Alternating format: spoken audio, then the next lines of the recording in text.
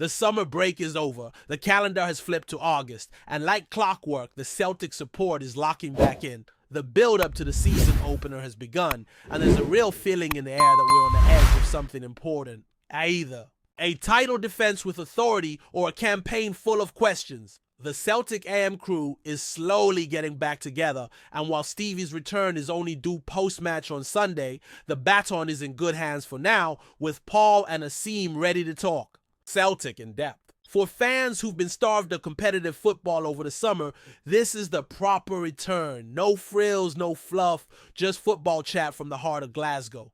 Asim's back on the mic for the first time in months after what he calls a hectic, but special summer marked by getting married and stepping away from the noise of the game for a while. There's a rustiness he admits to, likening himself to Lee Griffiths returning from pre-season, but there's also that spark of excitement in his voice. The season's around the corner, and like every supporter, he knows the ride is about to begin. Paul, meanwhile, spent the off-season in the thick of a typical Scottish winter. Cold, wet, and filled with lower league football, watching his son play in what he jokingly calls the 10th tier of Scottish football. The contrast couldn't be more stark, but that's exactly why the return of Celtic feels so needed. There's a hunger now for quality, for identity, for dominance, and that's where things get interesting. Because while the preseason has wrapped up and the fixtures are set, the Celtic squad doesn't feel quite ready yet. The chat quickly turns from nostalgia to the hard questions, especially about recruitment, or the lack of it. Celtic may have had the luxury of direct Champions League access for the last 3 seasons, but that comfort seems to have masked a recurring issue: we're always arriving late to our own party. There's a familiar frustration in Asim's voice as he talks about it. The same cycle every window. Players coming in too late, not having enough time to bed in, and key positions still left with glaring gaps right before crucial matches. The club may insist that things are happening behind the scenes, but from a fan's perspective, there's a constant air of being underprepared when it matters most. Paul isn't exactly panicking, but he's not exactly thrilled either. There's a calm realism about where the club stands at this very moment. He knows we're lighter than we should be in the wide areas. He mentions the risks. If James Forrest picks up a knock, you're suddenly counting on Young to carry the weight. Dyson Maeda is quality, but there's an over-reliance there too. And if you peel back the layers, that's the story across multiple positions. Celtic have talent, yes, but depth. That's the concern. The conversation shifts to recent signings, and there's cautious optimism. Negron is the name that keeps coming up. A player who came in early, had the benefit of a full preseason, and already looks like a potential key piece for Brendan Rodgers. That early integration is exactly what Asim and Paul both want more of. They point to the impact players like Kyogo made right away after arriving. No adjustment period, just instant chemistry and effectiveness. That's the type of signing Celtic needs right now, not someone who needs 6 months to find rhythm. And yet, as has become the norm, much of the window has felt reactive instead of proactive. It's the final days of July, and there are still gaping holes in the squad. There's still no natural backup or competitor for Kyogo. The wing options are thin, and defensively, while there are numbers, the quality balance is still up for debate. The loan signing of Jamal Simpson-Pusey from Manchester City adds a new name to the backline discussion. Young, highly rated, and coming in on a season-long loan with no option to buy. Celtic fans know this formula well. Sometimes it works. Sometimes it feels like a short-term fix. There's an excitement about his sailing, but also the reality that loans like this rarely bring long-term stability. And then there's Victor Eriksson, the Swedish centre-back playing in Belgium, who's reportedly on the club's radar. Another defender that raises eyebrows. With Carter Vickers, Simpson, Pusey, Trusty Scales, and even Murray in the mix, do we really need more at centre-back? Or is someone quietly being lined up to leave? That question hits home hardest when Carter Vickers' name comes up. He's still the rock at the heart of the defence. But how long can we realistically keep hold of him? If there's even a whisper of him being sold, it changes everything. Paul makes it clear. Losing Carter Vickers would be a massive blow. He's not just another defender. He's the foundation of how Celtic play out from the back.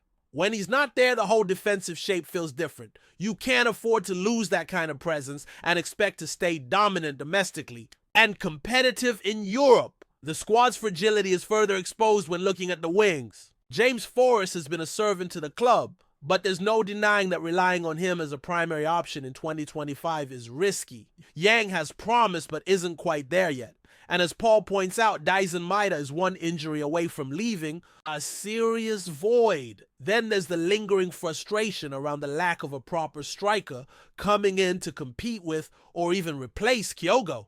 The name Adam Maeda pops up, but he remains a polarizing figure. He's physical, he's got decent numbers, but there's still a sense that he's not quite the finished product. Fans want a goal scorer with presence, consistency, and the ability to make an instant impact.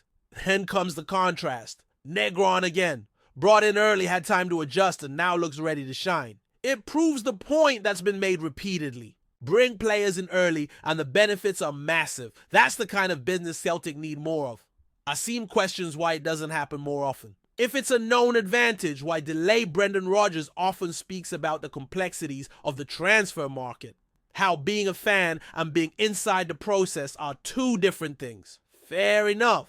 But for supporters, it feels like excuses. Other clubs get deals done early. So why can't we? There's also Brendan's own body language to consider. In interviews, he's calm, measured even. But the guys aren't convinced that tells the whole story.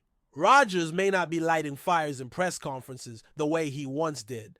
But behind the scenes, it's hard to believe he's satisfied. Talk about January, the way he addressed certain signings. It all suggests a manager who's had to compromise. Asim points to players like Yamada and Enamura.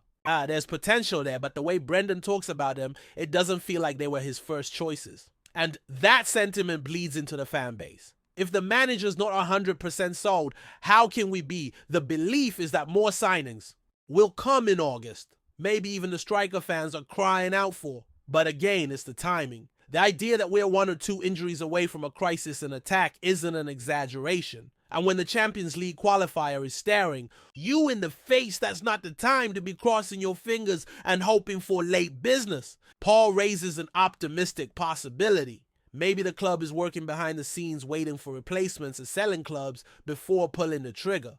Maybe some of the targets are tied up in situations where they can't move just yet. It's possible. There's history to support it. Signings have come out of nowhere before, but hope isn't a strategy. Fans want evidence. And right now, there's not enough of it. Despite all that, there's still a sense of belief in the room. If the right players come in, there's a real chance for a strong season. Paul admits Rangers will be better this year, but that's not necessarily a bad thing. Some of the best Celtic seasons in recent memory have come when the league race was tight. The challenge can bring out the best in a squad, and with a few key additions, Celtic could still come out on top. But that's exactly why urgency matters. The margins are thinner now. The days of winning the league by 15 points might be gone. Every decision counts. Every signing could be the difference between cruising to the title or sweating it out on the final day. It's not just about Europe. The domestic battle is shaping up to be more intense than it's been in years, and Celtic can't afford to sleepwalk into it. There's still optimism, no doubt. Players like Negron revitalized the entirety, and the ever-reliable Callum McGregor offer reasons to believe. But the questions are mounting, and Sunday's opener could set the tone for the entire season. Will Celtic come out firing, or will the same old issues come back to haunt them? Because in Glasgow, you don't get many free passes. And as the curtain prepares to rise on another campaign, all eyes are on what Celtic do next. Not just on the pitch, but in the boardroom, in the dugout, and in the transfer market. The clock is ticking, and the margin for error is shrinking by the day. Sunday's more than just a match. It's Flag Day at Celtic Park, a celebration of the previous season's triumph, but also a statement of intent. A new chapter begins, and with that come the nerves, the excitement, the scrutiny. Paul McStay, the maestro, will be the one to unfurl the flag before kickoff, a fitting tribute to a club legend who, like few others, embodies what Celtic means: loyalty, class, and brilliance. For many fans, especially the younger generation, McStay is more of a mythical figure than a memory. But those who watched him know what he brought. He stayed when he could have gone. He gave everything to a team that wasn't always great around him, and that's part of what makes him great. He's remembered not just for his ability, which was unquestionable, but for his character. A one-club man in the truest sense, the kind of footballer we don't see much anymore. On Sunday, he'll walk out at Celtic Park and be reminded how deeply loved he still is. The Green Brigade never wants to let an occasion pass without a statement have plans of their own. 2 massive tifos to honor 2 Lisbon Lions lost this summer. One in the Lisbon Lions stand as the players emerge from the tunnel, another in the North Curve to begin the second half. They've asked fans to keep their material from the first tifo for use in the second, an organized, unified gesture of remembrance that ties the past to the present. Moments like these are bigger than football. They're about identity, legacy, and memory. Celtic isn't just a club that wins titles. It's a club that remembers where it came from and who built it. But sentiment only carries you so far. Once the whistle blows, it's business. And St. Mirren won't be coming to be part of the party. They've shown over the last couple of seasons that they're not just making up the numbers in the Premiership anymore. Well-organized, confident, and difficult to break down, they've caused Celtic problems before, and they'll be aiming to spoil the celebration. That's where the focus needs to be, because Flag Day can go sideways quickly if the football isn't sharp. Brendan Rodgers will know that better than anyone. He'll want intensity from the first whistle, clarity in the build-up, and most of all, control. No slip-ups, no sloppiness. Get the 3 points, then enjoy the flag. The squad selection will be telling. Alistair Johnston and Cameron Carter-Vickers are touch and go for fitness. Both returning from injuries, both crucial to the way Celtic play. If they're not fully ready, Tony Ralston might step in at right back, and one of Trusty or Scales could partner Simpson Pusey in the center. That kind of decision early in the season can ripple for weeks. You don't want to rush players back and risk re-injury, but you also don't want to compromise stability in such a symbolic match. Then there's Kieran Tierney, who, assuming he's fit, is almost a guaranteed starter on the left. His presence alone lifts the crowd, brings composure, and sets the tone. Seeing him back in green and white feels right. It feels inevitable. Midfield feels a bit more settled. McGregor is undroppable. He's the anchor, the leader, the engine. Around him, the conversation gets interesting. Benji Negron has to start. He's looked sharp, comfortable, and ready. Everything about his play suggests he's tuned in, and the supporters are buzzing to see more of him. Pairing him with Rayo Hatade could be the beginning of a real partnership. 2 technical players who can open up a defense and control tempo. Paul brought up something that's been echoing among fans for a while, the idea of using 2 playmakers in the midfield rather than 1 playmaker and 2 workers. For years, Celtic's midfield has often been about balance. 1 holder, 1 box-to-box, 1 creator. But now there's an argument for just going all in on creativity. Let McGregor sit deep and let Hitete and Negron roam. If it works, it could transform the way Celtic break down packed defenses. Then there's the forward line. Kyogo, if fit, starts up top, but nothing feels guaranteed. There's a sense that his confidence has dipped slightly, or perhaps that the system under Rodgers doesn't suit him quite as seamlessly as it did under Ange Postecoglou. That's where someone like Adam Ida enters the picture.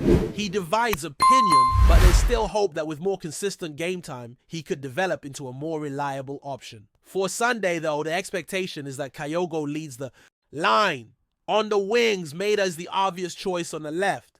His work rate, his pace, his unrelenting pressure, they make him one of Rodgers' most trusted players. On the right, James Forrest might get the nod, and that's a discussion in itself. Forrest is a legend in his own right, one of the last true one-club men in the modern game, but the question is, how long can Celtic rely on him as a starting option? Yang isn't quite ready. Tilio's status remains unclear, and the options thin out quickly after that.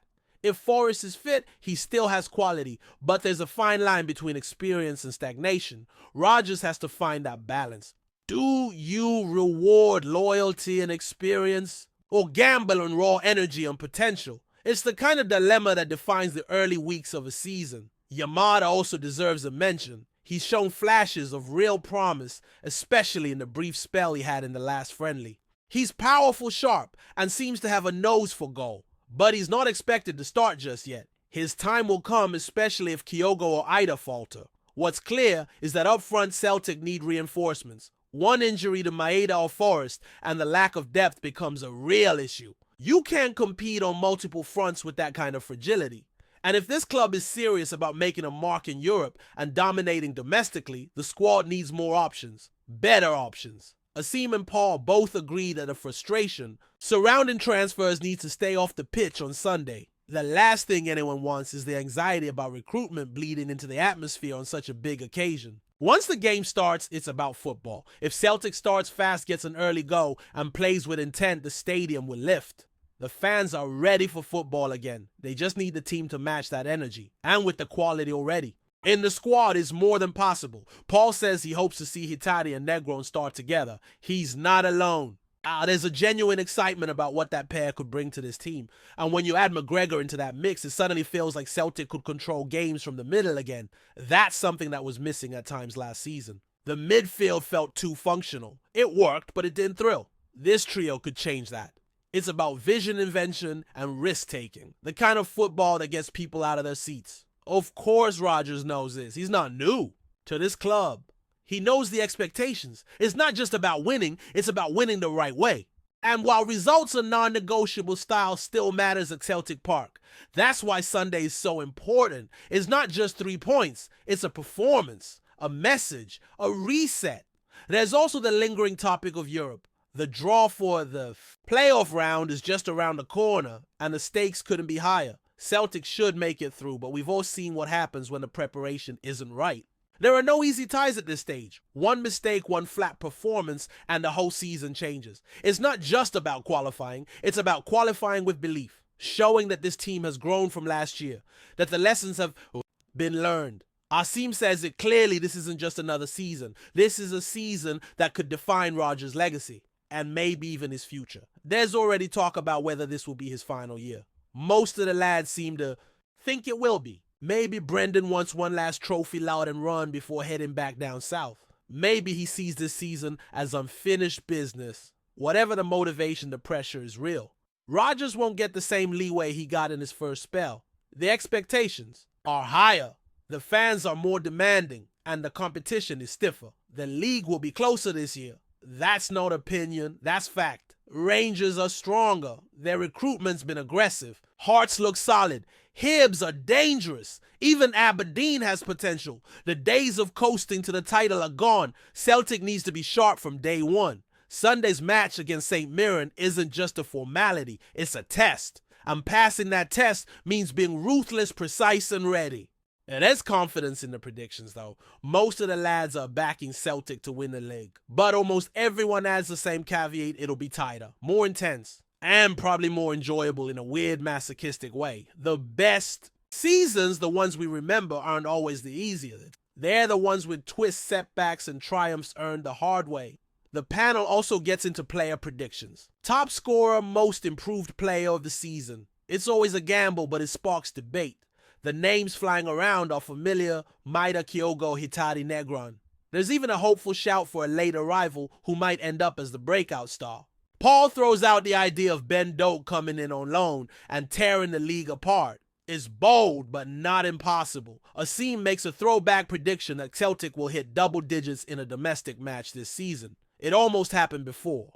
And if everything clicks, it could happen again. But all of that, every prediction, every bit of analysis depends on what happens over the next few weeks. The transfer window is still open. The Champions League qualifiers are looming, and the league is already demanding perfection. Sunday is just the beginning, but beginnings matter. And for Celtic, it's a chance to set the tone, not just for this season, but for the future. Rodgers knows it. The fans know it. Now it's time for the players to show it. Before we proceed, subscribe to our channel and enable notifications to receive all exclusive news about Celtic FC. Don't miss any details about your favorite team. It's extremely important for Celtic FC fans. In a development that has sent ripples through the Scottish footballing world, whispers are beginning to circulate that young sensation Lennon Miller has taken a significant step in his burgeoning career by reportedly putting pen to paper with Celtic.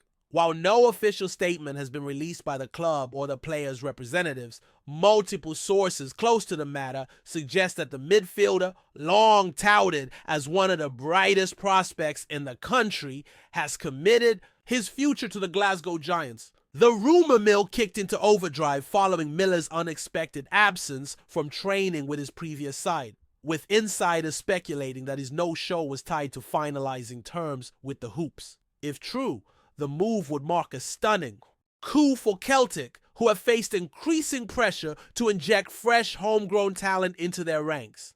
Observers of the Scottish Premiership are already pondering how Miller might fit into Brendan Rodgers' system, with some even daring to suggest he could play a central role as early as the upcoming season. Supporters across the nation have taken to social media to express a mix of excitement and cautious optimism. Although, until official confirmation emerges, the situation remains shrouded in intrigue and anticipation. What makes this potential signing even more compelling is the fact that Lennon Miller has long been linked with a move south of the border, with Premier League clubs reportedly monitoring his progress with keen interest.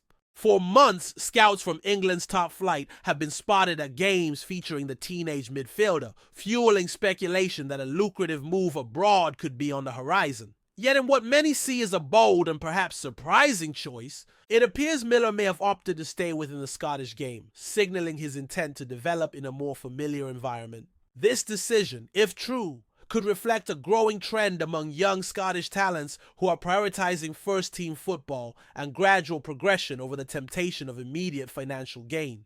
The rumor has ignited debate among pundits, with some lauding the move as wise and career-savvy, while others question whether Celtic can provide the level of competition necessary for Miller's growth. Regardless, should the whispers prove accurate, the transfer would send a clear message that Celtic remain a force capable of attracting and retaining top domestic talent, despite mounting competition from wealthier clubs abroad. The narrative continues to unfold with every passing hour. Insiders from Parkhead suggest that the club's hierarchy has been working quietly behind the scenes to secure the signature of a player they view as a future linchpin in midfield. Sources close to the coaching staff reveal that Lennon Miller's playing style, characterized by composure on the ball, intelligent positioning, and a tireless work rate, aligns perfectly with Celtic's vision for the future. There's talk that this potential acquisition has been months in the making, with discreet meetings and back-channel negotiations reportedly taking place well before the summer window opened. Some believe that Miller was swayed by Celtic's long-term plan for his development, including guaranteed integration into the first-team setup and exposure to European football. Fans, meanwhile, have begun to speculate on how his arrival might affect the pecking order in midfield, particularly given the presence of established names like Callum McGregor and Matt O'Reilly. It remains to be seen whether the youngster would be thrown into the deep end or gradually eased into the squad. But the anticipation surrounding his potential debut is already building. All eyes now turn to Celtic Park, where many believe the future of Scottish football could be quietly taking shape in the form of this promising teenager. While nothing has been officially confirmed, murmurs from within the football community suggest that an announcement could be imminent. A handful of eagle-eyed supporters have claimed to have spotted Miller leaving Lennoxtown, Celtic's training ground, further fanning the flames of speculation. Meanwhile, journalists close to the club are reportedly being readied for a press briefing, though details remain under wraps. There is also talk that Celtic are preparing a promotional campaign to unveil their new signing, with whispers of a photo shoot already having taken place earlier this week. If true, it suggests the club is confident that all contractual elements have been finalized and that only formalities remain. The potential arrival of Lennon Miller has also caught the attention of former players and pundits, with some expressing admiration for Celtic's proactive recruitment strategy. Amidst the speculation, there's an air of optimism not felt at the club in some time, with the possible addition of a young, dynamic midfielder representing a refreshing departure from the club's usual transfer habits. As anticipation continues to mount, fans can only hope that the rumors hold weight and that the dawn of a new era at Parkhead is just around the corner. It's worth noting that Lennon Miller's journey to this point has been nothing short of remarkable, further adding to the romanticism of the reported move. A product of Motherwell's Youth Academy, Miller has impressed coaches and scouts alike with his maturity, technical prowess, and leadership qualities beyond his years. Those who have followed his progress closely describe a player who is not only gifted on the pitch, but also grounded and focused off it. His rumored switch to Celtic, therefore, could be viewed as the next logical step in a career already brimming with promise. Some insiders even believe the move could be part of a broader strategy by Celtic to reassert their dominance in domestic football by building around young Scottish talent. There's chatter that Miller could follow in the footsteps of past Legends who made their names in green and white, potentially carving out his own place in the club's storied history. Until official word is released, however, all remains conjecture. But if the buzz surrounding this rumor is anything to go by, Lennon Miller's name could soon be echoing from the stands of Celtic Park as fans welcome what many hope will be the next great talent to emerge from Scottish soil. Hello, fan! Don't forget to like and subscribe to the channel as it means a lot to Celtic FC. Also, share your opinion about the news in the comments below. See you in the next video.